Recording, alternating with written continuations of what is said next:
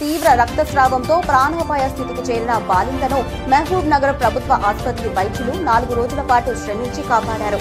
దేవరకద్ర మండలం నెల్లికొండి గ్రామానికి చెందిన భాగ్యశ్రీ గత నెల 23న పురిటి నొప్పులతో దేవరకద్ర PHCలో చేరారు. అక్కడ వైద్యులు సాధారణ కాన్పు చేయగా మగబిడ్డ జన్మించాడు. కానీ ఎంత ప్రయత్నించినా ఆమెకు రక్తస్రావం ఆగకపోవడంతో వెంటనే మహబూబ్ నగర్ ప్రభుత్వ జనరల్ ఆసుపత్రికి తరలించారు. అదే రోజు ఆసుపత్రిలో జిల్లా కలెక్టర్ విజయేంద్ర బోయి వైద్యులతో సమీక్ష నిర్వహిస్తున్నారు. విషయం తెలుసుకున్న కలెక్టర్ భాగ్యశ్రీకి వెంటనే మెరుగైన చికిత్స అందించాలని ఆదేశించారు. ఈ మేరకు వైద్యులు ఆమెకు పరీక్ష చేయగా శరీరంలో కేవలం 5 గ్రామ్/డెసిలీటర్ రక్తమే ఉంది.